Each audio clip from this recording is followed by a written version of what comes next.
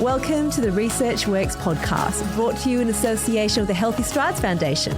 Your hosts are Dr. Dana Poole and Dr. Ashley Thornton, and we're here to interview world-leading researchers, clinicians and people with lived experience to support your practice in being more evidence-based. Hello and welcome to another episode of the Research Works podcast. Yes. I hope you're all having a great week so far, and we're so glad you decided to join us today. Yes, it's so good to be back. I love these episodes. I love having these chats, and I can't believe this is what we get to do. Me too. Isn't it? So great. So hello to everyone, and get ready for another wonderful conversation. We have a lovely guest today, Dr. Iain Dutia from the Australian Catholic University joining us.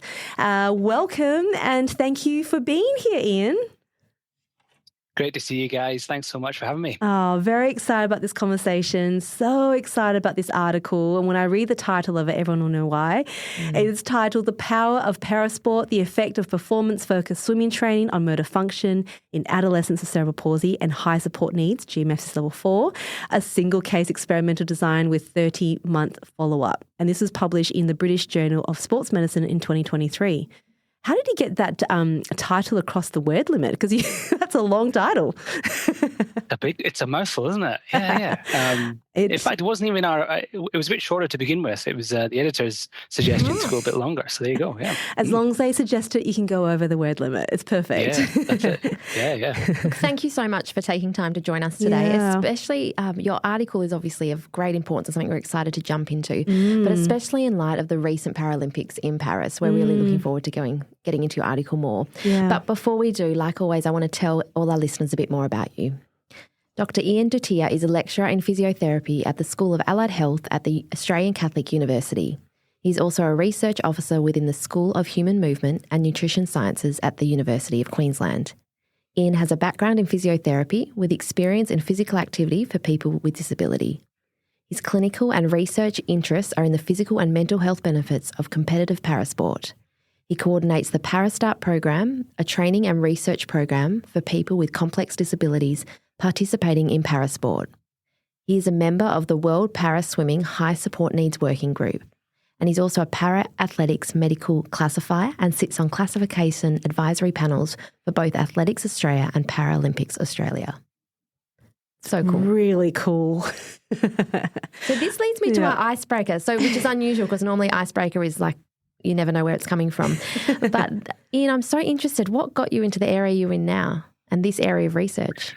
Yeah, so probably not a conventional path, I suppose. I'm from the UK, obviously, originally from Scotland, and started my career in musculoskeletal practice and in sports physio. Yeah, I was a sports physio for a football team in England for a little while, and when I was doing that, I got interested in parasport and injury prevention for people with disabilities, and I started my master's over there. And soon after I started my master's, this PhD came up in Australia on parasport for people with complex disabilities. So I stuck in a speculative application, and then literally 2-3 weeks later, I was on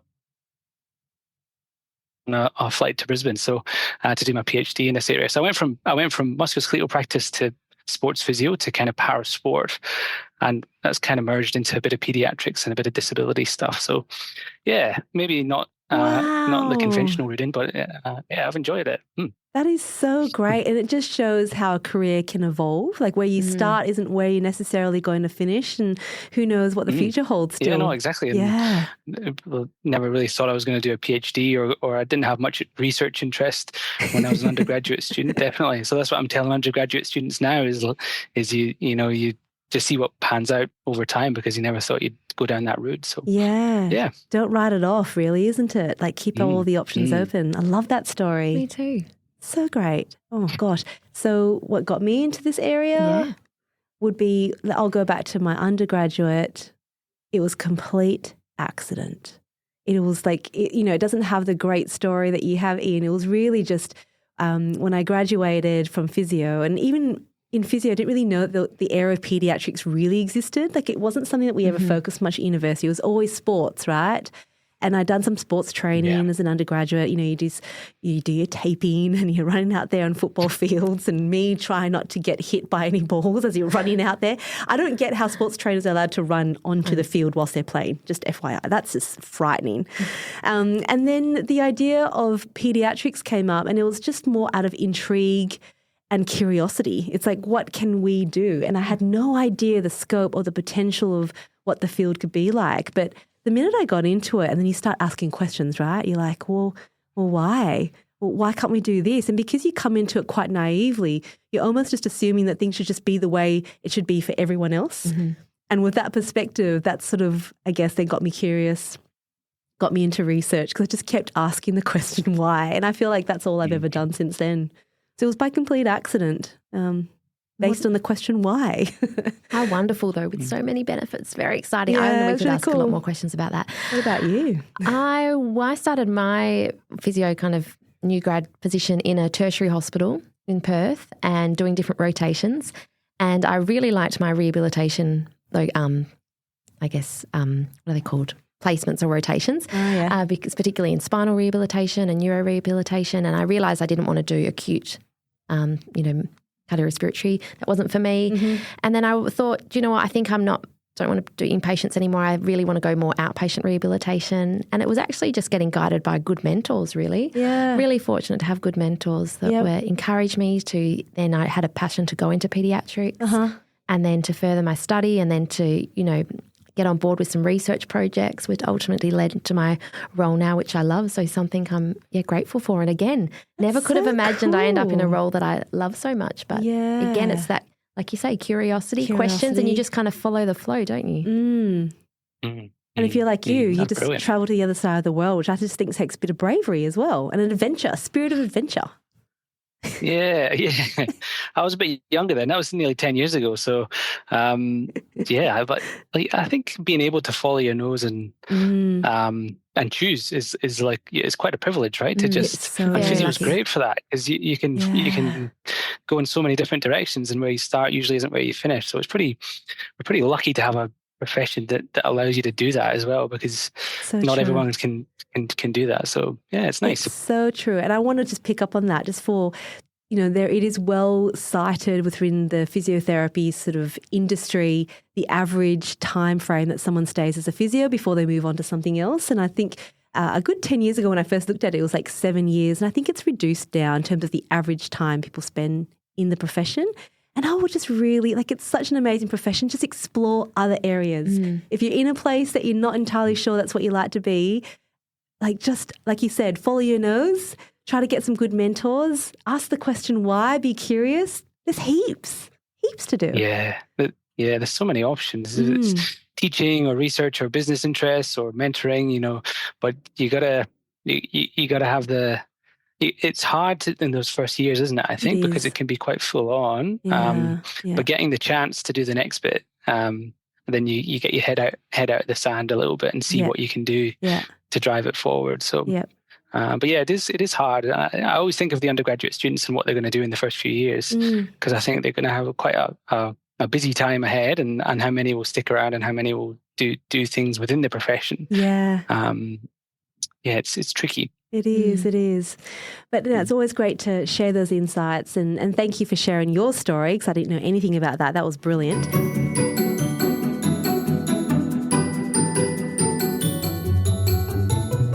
How great now to talk about an article that has got so much interest. So for everyone, let me just give you a bit of a rundown about what we'll be talking about today. So this paper examines the impact of performance-focused swimming training on adolescents with cerebral palsy and high support needs. So using a single case experimental design, or a SCED, the research followed participants over 46 months to assess whether the training could improve motor function and prevent the typical motor decline seen in this population. The study's findings show that tailored performance-focused training can help maintain and even improve motor function in adolescents with severe cerebral palsy, challenging the assumption that motor decline is inevitable for these individuals. This study also introduced a novel concept of parasport as medicine, emphasising the importance of structured sport in maintaining motor function and promoting overall well-being. So much to love about this. so much. Absolutely. Absolutely. Especially I've worked a lot with adolescents before, and I know it can be a tricky time. You know, they're obviously, this is your expertise, which we'll go into more, but, you know, the fact that you're looking into something that has so many benefits, not only physically, but mentally and emotionally is of such great value. So on this podcast, we've talked a lot about cerebral palsy and have focused on them, but haven't focused so much on the motor function described by the GMFCS in terms of the curves. We often will talk about the levels. Yeah. And we know these curves kind of go up at when children are young, and then they start to hit adolescence. And can you tell us a bit of what we commonly see in these gross motor function curves? Yeah.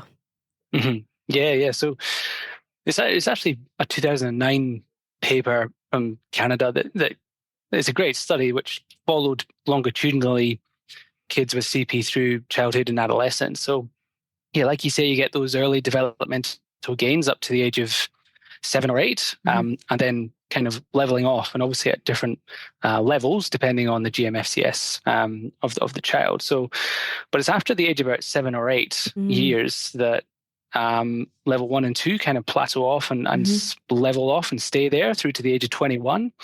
But at levels 3, 4, and 5, what you start to see from the age of 7 or 8 is a decline in motor function, which continues through to the age of 21. We don't really know what happens after that yet. I think that study's still ongoing to find out what happens in adulthood, and if there's changes beyond the age of 21, because there may well be changes in level 1 and 2 that we don't know about yet. Like there's some evidence that obviously in adulthood they might have decline as well, or some of them might decline as well. But certainly there's a difference in childhood. Level 3, 4, and 5 tend to decline from the age of 7 or 8. So, and it's a functionally significant decline. And so far there's not really meaningful interventions to prevent that or change that. There's some evidence that the orthopedic surgeries can keep level 3s more mobile for longer, but certainly at level 4 and 5, we get this decline, and so far it's kind of classed as clinically inevitable, unfortunately. Wow, gosh. What do you think are some of the contributing factors to this decline in this group? Yeah, and again, we don't really have a good idea of why. There's a few ideas out there. Some people would say that it's poor management of symptomology. You know, as kids get older, there's maybe less therapy. There's less adherence to therapy. There's certainly poorer management in adulthood than there is in pediatric services, right? So that transition from pediatric to adult services can decrease the quality of care. You know, what we suspected was actually that maybe people are just less physically active. You know, that's a big stark difference between 1s and 2s versus 3s, 4s, and 5s. As soon as you go off your feet, you know, you lose that habitual physical activity. And the other thing on physical activity is, you know, we all, our motor function all declines, right? Mine is declining right now. You know, as we get older, our balance gets not so good. We're not so strong. We can't change position so well. And if we look at how we manage that in older people, it's usually through exercise, right? So balance training and physical activity keeps people moving. Their motor function or their functional mobility is usually exercise based for longevity, right? So, but we don't really apply that to. You know, obviously, this is way earlier in life, but maybe if people are fitter and stronger, younger, and they can maintain that fitness and strength, they might be able to do more with their bodies and maintain that gross motor function that we think about. I feel like this all leads so well into your study though, because, you know, you talk about that decline in adolescence, and then we know that there's reduced physical activity in adolescence, and then you've, you know, looked at something that is trying to promote that and build that, and I think that's amazing. That is great. And we can all see that. You know, I know at the moment we're kind of hypothesizing this is the big reason why in terms of habitual physical activity potentially. But specifically now in your study, you really were focusing on, you know, GMFCS level 4 and 5, you know, that group of children. Now, can you summarize for us, I guess, what are the main gaps when it comes to this particular population? We talk about cerebral palsy as a whole, we talk about physical activity as a whole often, but this group of children, why is this one so what are the gaps? Yeah, well, I guess two big reasons. One is they're very understudied, right? So if you look at exercise trials for people with cerebral palsy, it's something like 4% of participants are level 4 and 5, whereas they comprise about 30% of the population, right? So they're grossly underrepresented in studies. So we don't really know much about their exercise responses at all. So they need to be included in studies, and perhaps we need studies that just focus on that group as well, because they're so different to your level ones. So that's probably the first reason. The second reason is they're the least physically active subset of the population, right? So arguably, they're the most in need. They'll get the greatest benefits from physical activity because they are the least physically active. So that's when the biggest gains are made, is when someone who's completely inactive gets active. Yes.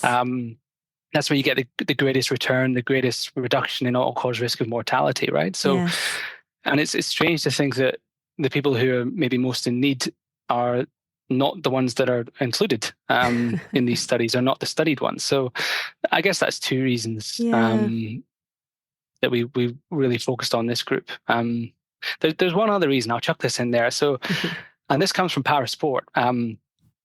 So it's in the interest of parasport in Australia to compete at the elite levels across the board in all Paralympic events, right? And Australia does quite poorly. They're not represented in classes for athletes with high support needs, right? So all the way up to the elite levels of sport, there's not the athletes in Australia to compete there. So it was actually Swimming Australia and UQ kind of working together collaboratively to try and find out how we get athletes with high support needs into sport. That contributed to the start of the project as well. So it was kind of an industry issue as well. Yeah. I love what came together to bring this about. It's amazing. So good. So in your study, you introduced the ParaStart, the Sports Training and Research Team program. Can you tell us a bit more about it and how it addresses these challenges that we know about? Yeah, great. It's ParaStart. So it stands for Para Sports Training and Research Team. So I should talk about the team. So Sean Tweedy was my PhD supervisor, still kind of a mentor for me, and Emma Beckman, still work with her a lot at UQ, and there's two other PhD students, Paula Wilson and Angelo Macaro, who I did this PhD with. ParaStart, it's essentially a parasport training program for people with disabilities who want to compete in parasport. So if you've got a disability and you can't go down your local swimming pool or your local athletics club, and you can't participate that way, then you need a specialist program, and ParaStart is a specialist program, particularly for athletes with high support needs from the beginning. So you don't necessarily need sports experience. You just need to want to give it a go. And embedded in that program is a longitudinal research study. So we do a baseline before people start training, and then we get them into training, give them the support they need to try and be as good as they can in the sport they want to do, and monitor the long-term outcomes. So it's evolved over time quite a lot from where we began, and the NDIS has helped that a lot. Beautiful. But it's that's really what it's all about. That's so great. How was it putting that into practice? Yeah, well, I think back to, this was 2015, 2016, when we were thinking about how to do this. We just had a question and we didn't know what we were going to do. But starting a sports club was kind of the way to go. So it was a bit intimidating, to be honest. Like how do we go about this? We didn't really know who we were going to be working with, how we were going to make it safe. We were going to coach them, and UQ Swimming Club and UQ Sport were really helpful in giving us access to the facilities.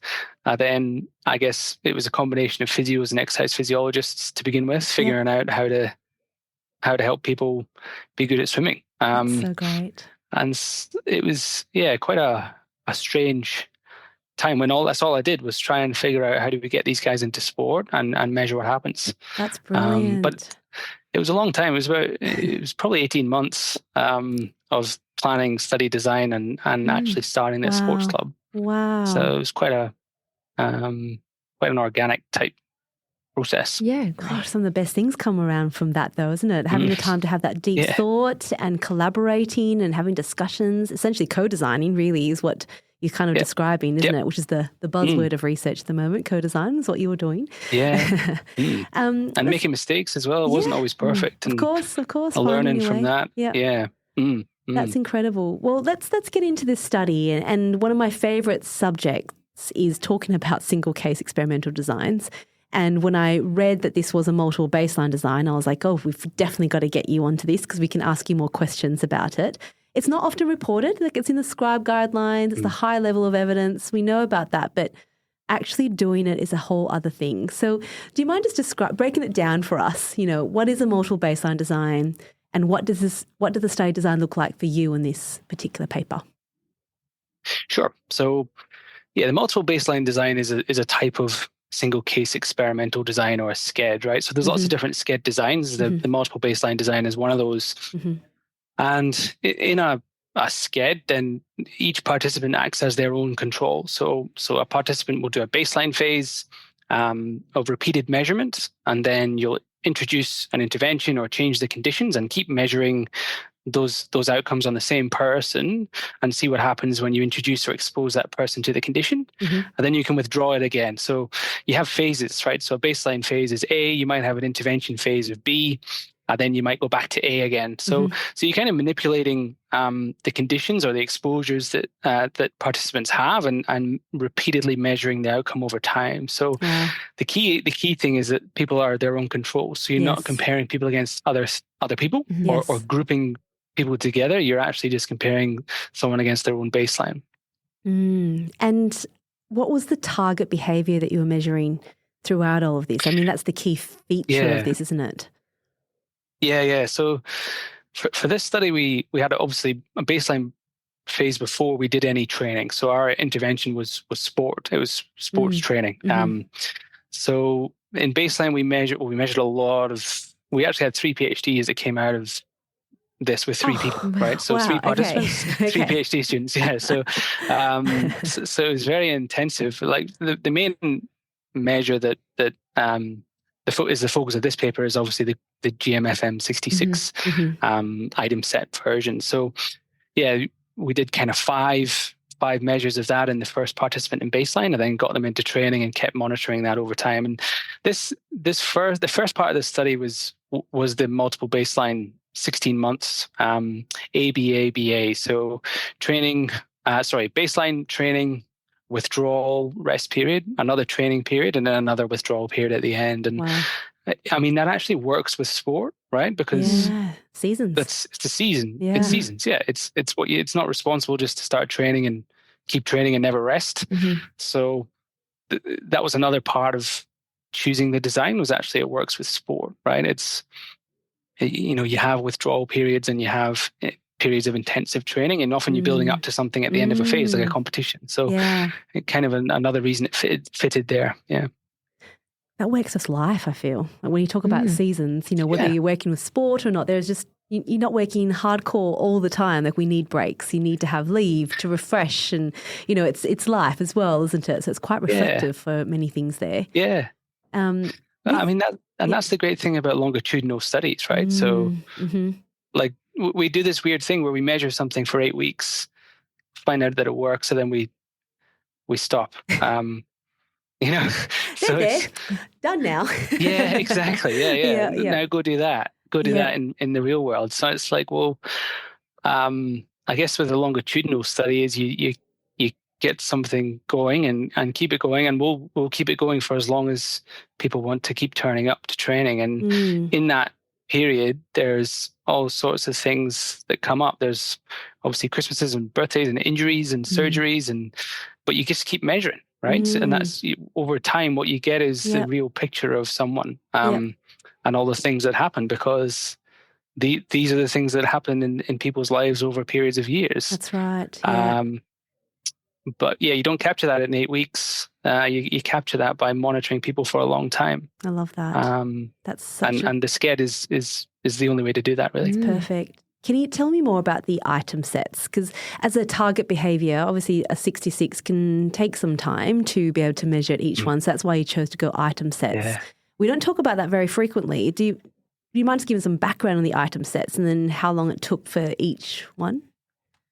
Yeah, sure. So like the SCED isn't perfect, right? Because there is a burden associated with repeated measures, right? Yeah. You can't just keep testing and testing and testing someone, and especially with the GMFM66, which takes so long. So the item set is a kind of a abbreviated version of that, where it uses an algorithm to work out which set of items, a subset of the 66, you administer to a certain person. So obviously these guys were GMFCS level 4. So most of the, all of the running and jumping items are not relevant anyway. So you wouldn't be doing those. So, but what the item set kind of gives you is a structure and a format in which to so it's maybe 10 or 11 items that really you focus on for that GMFCS level, and those are the ones that we monitored over time. So instead of doing 66 items, we maybe did 12 or 13.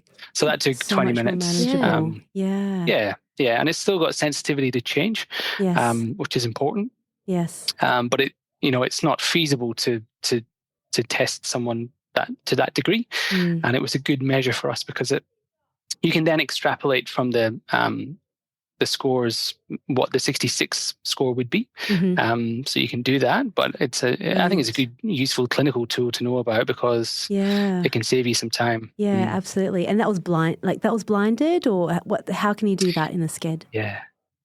Yeah, so we had a blinded assessor who wasn't involved in any of the training. So they'd come in every week and do the testing sessions, and we'd be training for the rest of the week. So, so they have no idea whether they were in withdrawal at the time or they were actually doing intervention. That's it. So they're blinded to the phases, when they start training, when they stop. So yeah, that's great. And now this leads, you've already alluded to some of this, your aims of your study and what you really wanted to focus on. I know you've mentioned the gross motor function and looking at that, but can you tell us a bit more about your aims and where you wanted this study to be directed? Yeah, good question. Thinking back how we started. So yeah, the gross motor decline was one question. The other question was actually just about feasibility of physical activity accumulation, right? So how much training can we actually do, and what does it look like? So we monitored the training load, which is, we used a kind of RP minutes per week. So you kind of take a rating of perceived exertion, times it by the duration, and you get a kind of a metric which comprises both the intensity and the duration. So you get a volume of training per week, and you can work out, compared to guidelines, how much people are doing, right, compared to physical activity guidelines. So great. So we wanted to see how close can we actually get people up to guidelines, or is it too much? Is it unfeasible? Well, what happens, right? Do people get injured or unwell, or is it just not possible? So that was another aim, was to quantify how much training could be done, and also performance, right? So there's a performance outcome as well. So we had no data on how to coach this group, or how rapid they might improve, how rapidly they might improve, whether they would improve or not. So performance was an important outcome as well. You can't really do a performance-focused sports intervention and not measure performance. So that's what that was always all about, really, getting faster. Yeah. And I love how you wanted to look at, we know, like talking at the start, those GMFCS curves, the gross motor function declines in adolescents, but particularly for this group, the 4s and 5s. And so to see whether, the adolescents partaking in this program had that same functional decline, which we will get to next. We'll get to. Brings me to my next question about the participants. Can you describe in a bit more detail the participants that you had in this study? Yeah, so we had an N of 3, right? So small group. 3 teenagers, age 15 or 16, I think, when we first met them. Wow. So busy with school, high school, all GMFCS level 4 with CP. So I guess that's probably the main details. Yeah. They were all keen to try it. Yes. That was the main. There was a motivation thing. there. Yeah. That's it. Yeah. That's it. And I did one presentation down at what was CPL at the time to an allied health group, and recruited all 3 within one presentation. So they're that was it. We only had room for 3, really, and we had 3 motivated young people who we met and said, "This is what we're going to do. Do you fancy giving it a crack?" And they all said yes. So. Wow, and what an investment for them as well, right? Obviously, they wanted to train, but also to be part of a study with providing all this amazing information.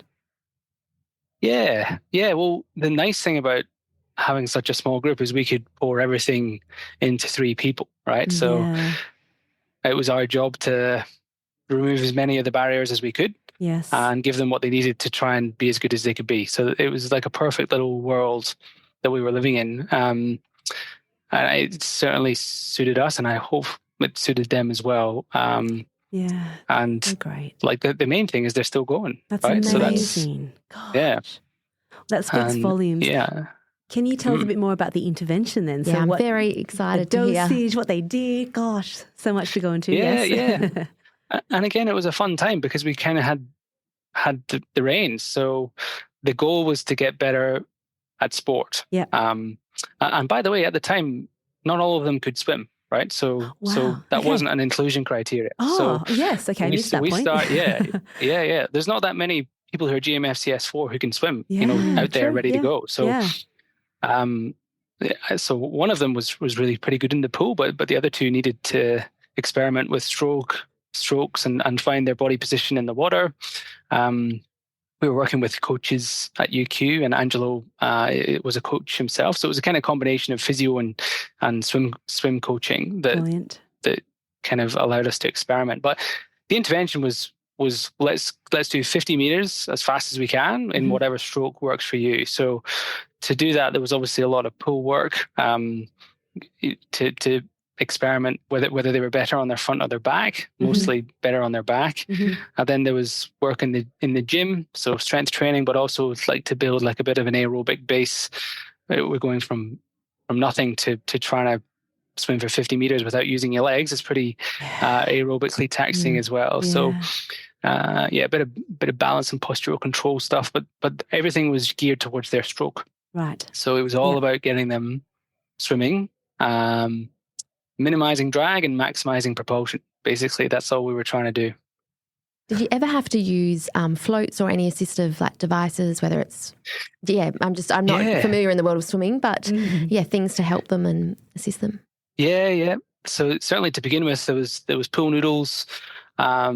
They were probably the most effective. We did use some like flotation belts to help people get a bit higher in the water, to learn what that feels like, to increase their awareness of where they are in the water. And over time, we kind of gradually withdrew those because the goal was always to swim according to the para-swimming rules. So obviously no flotation devices. So we use them as coaching and practice tools.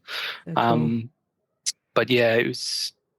we still do sometimes, paddles. There's lots of little, not too dissimilar probably to swimmers without disability. Kind of use them as and when, but the goal was always get rid and just you. Yeah. Wow, that is just brilliant. I love that. Okay, so we've been. It was a fun time. Yeah, I can imagine. I can just imagine what that would have been like to be part of that and part of that discovery and process. Now we've been dying to get into the results, and there's so much to explore here. So we'll hand it over to you just to describe the results in the way that you want to present them, and let's explore it from there. Yeah. Okay. Let's maybe start with gross motor function, shall we? Let's that's good. Let's go straight good. to that. Yep. I think. Yep. Yeah. And there's probably 2 parts to the results. So the first is the multiple baseline design results. So that's that kind of 5-phase ABA. So, and what we were looking at was changes when we introduced the intervention and then when we withdrew it. So did things improve when we started training, and did they decline when we stopped in each person? So, and we all had varying length baselines, which were actually fairly stable, but not exactly stable. So it actually makes you think about, pre-post designs. You're like, what's a good day? What's a bad day? When you just do something. 100%. Yeah. And when you just do the same measure over and over, you start to get a feel for what's just within the noise level, That's right. So, So that was interesting, just that baseline without any intervention. But they all improved when we introduced the intervention. That was probably the biggest improvement in that first 16 weeks. Then they all declined when we withdrew, which was a 5. Yeah, they declined, right? So, and that was pretty key. That was, the fact that they declined when we withdrew was just as important as the fact that they improved when we introduced the training. So, then we trained again, and they got better again, and then we withdrew, and they declined again at the end. So not immediately. There's that kind of lag time, right? It's not as if you don't train on Thursday, so your gross motor function's worse off the next week. There's that kind of there's that lag time, but that happened within the SCED in all 3. Wow. So it was quite surprising, actually, the responsiveness of that. That's so interesting. We wouldn't know that otherwise, actually, if you hadn't done a study design like this. You never get to see this. No. Well, this is the key, right? So, like, imagine we just had 2 big groups, and we were comparing this group of what we think are similar people. Yes. And we don't know. In a SCED, what you learn is who responds, when they respond, and the degree to which they respond. So you don't get any of that from a group design. No. You just have this average response, which doesn't actually exist, right? It's just a construct. That's right. Can I ask you on that then, just so I don't forget? In your paper, you show the graphs beautifully, which in a SCED, visual analysis is part of the process, right? So you can actually see very clearly the AB. You could see it like, improvements and reductions. Now, how do you actually analyze that on top of a visual analysis? Because there's a proper process by how you do that. Do you mind just touching on that quickly? Yeah, there's a few options, and there's more and more kind of statistical options that are coming out for this design. We use something called an interrupted time series simulation analysis. So what that does is it essentially artificially increases the sample size. So there's all kinds of responses you could get within one phase change, and this simulates many different alterations of what could happen and compares that to actually what did happen. So what you get is an effect size from one phase to the next. And simulation analyses are getting more and more, getting used more and more widely, particularly in small heterogeneous populations. And this was a good option, I think, for us. Yes. The other thing is what I'd love to do in the future is if you have more SCEDs like this, you can aggregate the data, right? So you have an aggregated N of 1 trial. So we've got 3 at the moment, but in 20 years we might have 50, right? And you can start to, it's kind of like a meta-analysis of those effect sizes. So, and you're looking at within person changes, again, not kind of group changes. So I think that's the strength, and that was part of what we want to do with the data that we have now in the future, is start to aggregate it across trials. Yeah, that's brilliant.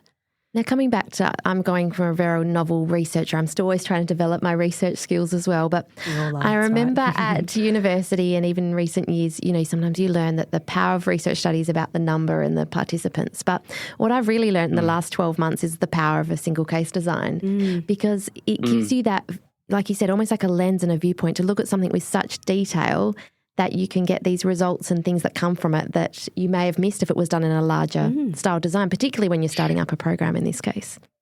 Yeah.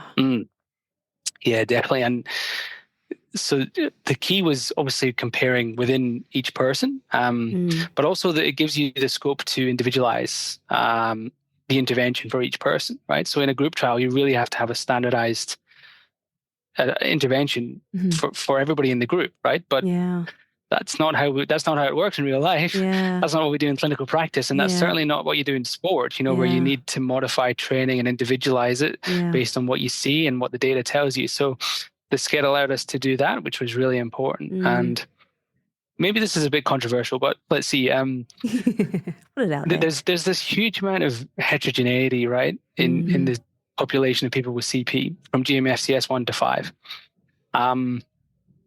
That if we'd had a group trial, like, what is actually the feasibility of having 2 groups that are really the same? So especially at GMFCS level 4 and 5, where the heterogeneity increases, right? So we have more comorbidity, we have higher prevalence of intellectual disability and seizures and all sorts of other things going on.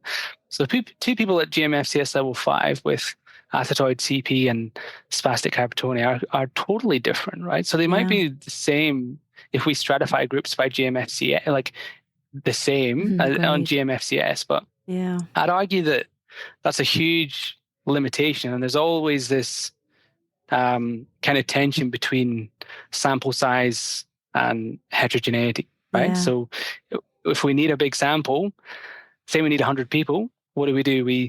We go try and chase 100 people and we get 50 and we go, oh man, we need more people. So we start to relax our inclusion criteria. So then we get more heterogeneity, right? We widen the age group. So we say, well, let's look a bit further afield, whatever we do. Yeah. So we, in this search for numbers, what we sacrifice is internal validity. Yes. What the SCED does is it prioritizes internal validity over external validity. So this isn't generalizable. That's not what we get with 3 people. But what we get is really strong internal validity that we're certain that we know that these people responded in this way, right? So I think, I'm not saying we should never do RCTs ever again, but I think the SCED can really complement it, and those aggregated N-of-1 trials, particularly where we've got a small heterogeneous population who need individualized support and individualized interventions at level 4 and 5. There's also the feasibility, like how do you manage 100 people at GMFCS level 4 and 5? You're getting them into swimming pools. It's how are you going to make that safe? So there's a pragmatic bit as well, but I think that the argument about the heterogeneity, and this is what Sean Tweedy and I talk about quite a lot, is I think that's a stronger argument than any pragmaticism is actually, do we really have a homogenous group here at GMFCS level 4? Not sure. It's a really, really interesting and important conversation to have, and I think I've been thinking about a lot of these a lot lately as well. I'm a huge SCED fan, and obviously see the role this has in understanding this population and the interventions we apply. So back to your gross motor and how the withdrawal of the intervention saw a decline. So let's talk about that a little bit and why you think that is the case. Yeah, good question. And I think it's probably good to look at the wider results as well. So not just within the SCED, but thinking about, so what we did in the longitudinal analysis was compare the projected trajectory of decline versus what actually happened. So going back to that, the 2009 article, that shows the curves. The Hannah article. Very helpfully, Hannah, they very helpfully published the regression models behind those curves. So what you can do is use them to predict where someone might be based on their baseline scores. So that's what we did. We looked at the baseline of where these guys were, and thought, right, if they follow this curve, this is where they're going to be in 3-4 years' time. And we compared that to what we saw. So why did they not decline? They kind of maintained their function. Well, they improved and then maintained the function in the trial. It wasn't all improvement. They hit a plateau. And why did they do that? Well, and we don't really know, by the way, because we didn't study this, but this is just my opinion on it. I think it largely due to strength and postural control and just being fit and strong and being able to move themselves. So a lot of the items which they improved on were things like sitting and moving from 4-point kneeling into sitting, for example, or rolling over, getting up from a prone position into sitting, right? Which is functionally helpful for someone at GMFCS level 4. But to do that, you got to be strong in your arms. You got to have, you got to use as much trunk as you've got. And you got to be aware of where your body is in space. And most of what we did in the pool was about being strong with your arms, having your trunk high in the water so you're not dragging along, and knowing where your body is in space. So, I know we're going to talk about specificity in a second, but you're training things without meaning to train them,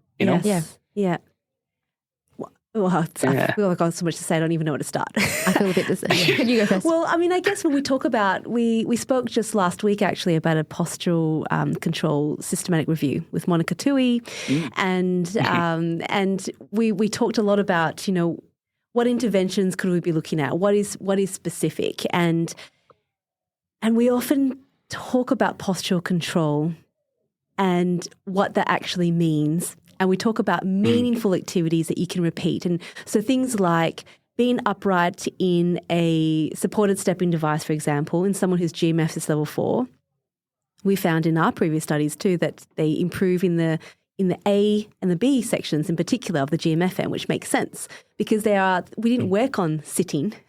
We didn't work on those particular tasks, but they were upright for more periods of time. They were engaged. They were using the arms. They were changing directions in the walker. Like they're doing things that actually work on postural control within a functional task repeatedly, rather than just sitting on something waiting for someone to push them over and go, oh, I've got to work on that.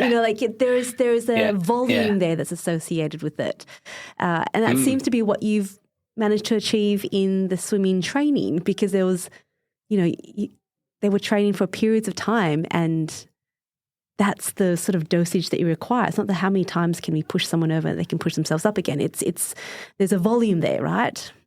I don't know if I've explained it properly. Yeah, can you help me?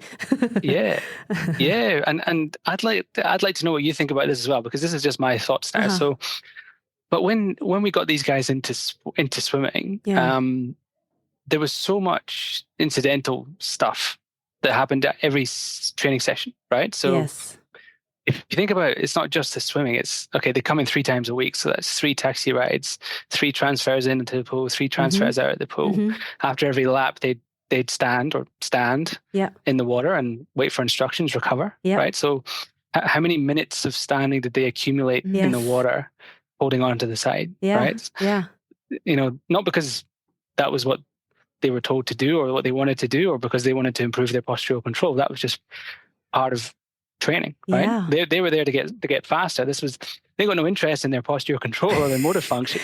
This was, they wanted to get performance, qualified for nationals, right? That was what they were all about. Yeah. So I agree with you. I think it's incidental. A lot of the work that was done, just time in the water, just time on task, time using your trunk and using your arms. Yeah. I think we need to stop breaking it down so much. We need to stop breaking it down to we just want to work on postural control. We're talking about real life goals like anyone else does. So we're looking at the whole task. I know, so I've just interrupted because this is what happens when I get excited. No. There's much to talk about. But I would agree, the volume of what they're doing in a place where they're going, I just want to get better at this. This is a true goal. This is autonomy. It's a human right. And here they are getting a good go at it. And you said they were doing some strength training as well. So think about all the opportunities they got there where they were strengthening a muscle, not for the sake of strengthening a muscle. They were strengthening for a purpose of, and that is a motivating factor. And then you get actual proper engagement. It's active. It's self-initiated. It's all the right stuff if you want to talk about the mechanisms. I don't know. And for a group that's adolescents, the key thing is the buy-in. You got that motivation. Once they're doing that, and then they can. That's a key part. Yeah. Yeah, because and to be honest with you, they'd done so much therapy that they weren't keen on that anymore. Which is so common. Or not. And as a physio, I could see all this stuff happening, but it was so self-directed. Sport was the magic ingredient. That's what's kept them going. And the thing about parasport is there's a structure there, right? There's qualifying times for nationals. There's classification systems to make competitions legit. So it's all there. It's all waiting for people with disabilities to go and try and be as good as they can be. We're not coming up with anything different there. Sport's been around forever. This isn't a novel intervention. This is right in front of us. So it's that's where the buy-in came from, and that's where the longevity comes from, right? So these guys might keep swimming. They're 21 now, I think, 22, and they might just keep going all the way through their life potentially, right? Think about adult swimming. Think about masters, right? There's people do this, and there's no reason why these guys, if they want to do it, can't keep doing it. It'd be great to track, the long-term impact on reducing, whether it's hospitalizations for, cardiorespiratory illness, medication needed for digestive issues, other things, because of the, like you said, the many benefits is you're capturing it at this time when the gross motor function normally declines. Instead, they've improved it slightly and then maintained it, and then they're continuing to be physically active, which is what often is, doesn't happen in these GMFCS groups. Yeah, that's right.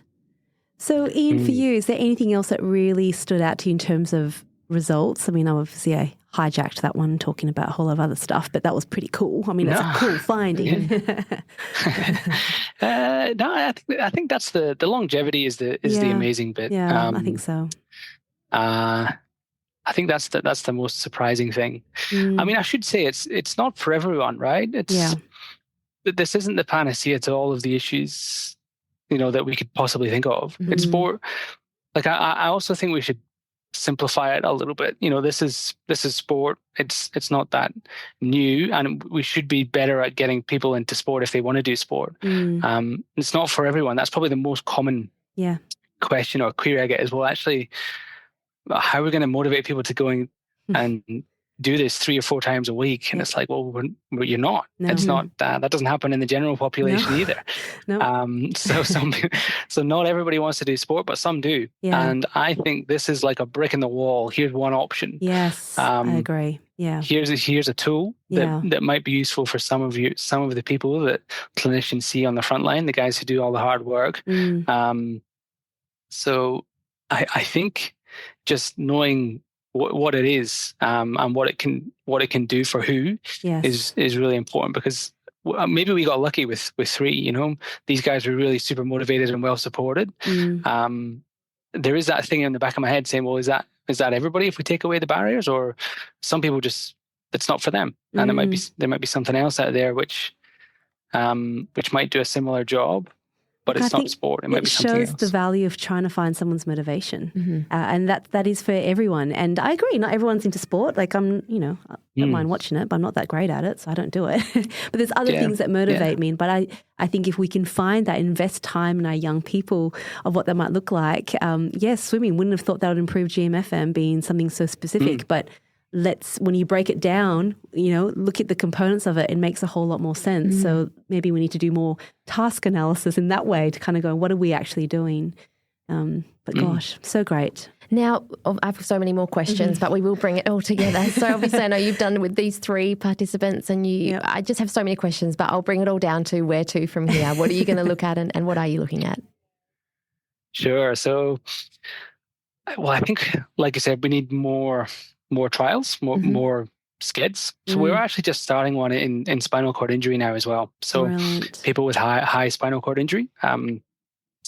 So we've got 3 PhD students again ready to go at UQ. Might not be swimming, just with the head control issues. So that's the other thing we need to look at is other sports. Yes. So we might get a different response in athletics, right? Our land-based sport. Sarah Reedman's doing some great stuff in race running, right? Our frame running. Yeah. So other populations and other sports is the next 2 steps.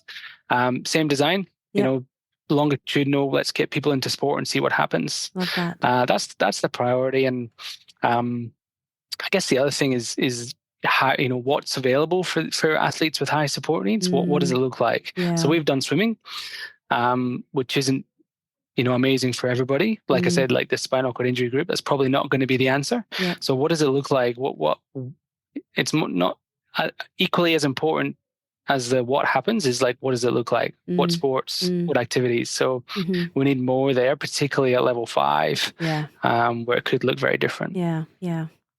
Stay tuned. I can't wait for more. I love your passion behind it too. It's so great. It's so good. Well, to all of our listeners, look, we're not done yet because, of course, we're going to head to our next segment, which everyone loves, Tell It to Ed.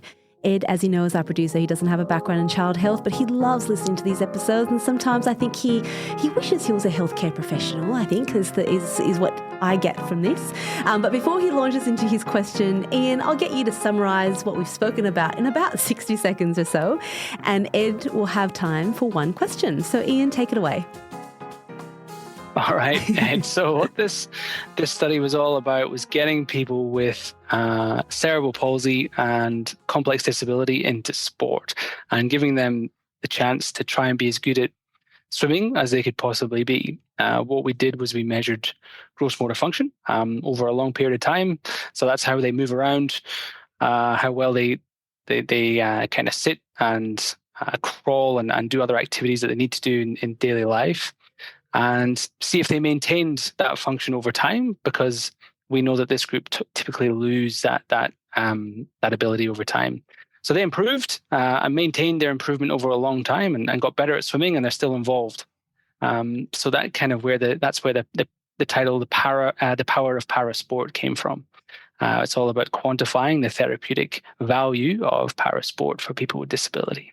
That's a brilliant summary. Have you used that one before? That was good. That was really good. All right, Ed, over to you for one question.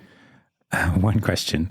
So he tries to take over. He always tries to take over. I do. I try to sneak in a second question.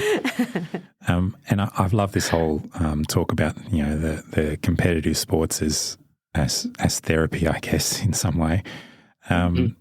And I think you guys covered like a lot of the topics that I might have asked a question on, and I had a question about how this might translate to other sports.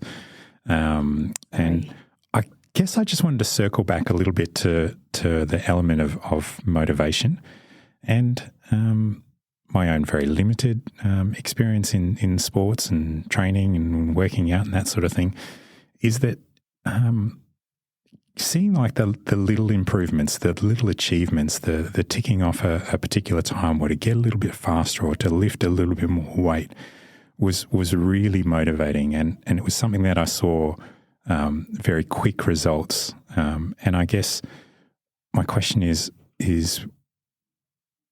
how that can kind of be generalized a little bit about the element of motivation in therapy, and whether there's something a little bit like if you've ever played a video game, there's like all these little secrets and things that you kind of collect in video games, but there's this achievement element. You unlock little achievements for little tasks, and sport, I think, lends itself to that. So I just wonder whether there's just something in that where it needs to be more generalized to therapy in general, for want of a better word. Yeah, that's a great question. And I think you bang on. So little wins. I still remember one of these, the first time that one of the participants swam across like a 5-meter pool, right? And he got up there and he punched the air, right? It was the first time he'd made it by himself, right? So now he's this close to qualifying for nationals, right? So he's gone a long way from there. But the first time he made it across without one of us, scooping him off the bottom of the pool. So it was a little win, but how motivating to have that in the bag, right? It's you're absolutely right. It's a little win, and then it's 10 meters, and then it's 10 meters a little bit faster. And yeah, it's especially teenagers who want to be good at something, right? They need they have to have. I did that, I can do that. Yeah. And creating an environment, I think, for these young guys to go and get a little win, because everybody can get a little win if you create the right environment. I think that was key in the beginning, right? So no, it's a great question. I think you're absolutely right. Yeah. I love that. Incremental challenge with the motivation embedded. Yeah. And creating those opportunities for them to have that, like real opportunities. You don't want it to be like a fake win. People know what that is. You want something that's achievable. Yeah. Great question. And especially in para sport, it's all there. You can compare yourself. As soon as you can swim 50 meters, you can compare yourself to the world champion, right? So there's the motivation. There's your qualifying time for states. There's your qualifying time for nationals. So it does so much of the work for you. The para sport does that maybe we don't have in therapy, so easily. We don't have that comparison. And it also means that some people aren't going to win, right? And that's okay too. Not everybody's going to be a Paralympic champion. That doesn't make you, but that doesn't affect your gross motor function either. It's the training that does it, not who wins. So, so it's about trying. It's about trying to be as good as you can be, rather than getting there. So, but yeah, the sport itself does so much of that for us that we didn't really have to do too much of that. That's brilliant. Gosh, that is so wonderful. Gosh, to everyone who's been listening, I hope you've really enjoyed this episode. We'll put links to this paper on our website, researchworks.net. Really encourage you to have a look. The graphs are amazing, really thought-provoking. And of course, there's a CPD form there that you can fill out as well to keep this as part of your record of your PD requirements. But for now, as I don't want to say goodbye, but thank you so much, Iain, for your time and for the conversation and the thoughts around a lot of this. It's amazing. Yeah, thank you so much. Guys. It's very inspiring. Yeah. Nah, thank you. Thank you for having me. I loved it. Thanks so much. Oh, wonderful. Well, to all of our listeners, we'll talk to you all again very soon as we head towards our 200th episode. Talk to you soon. Bye. Bye.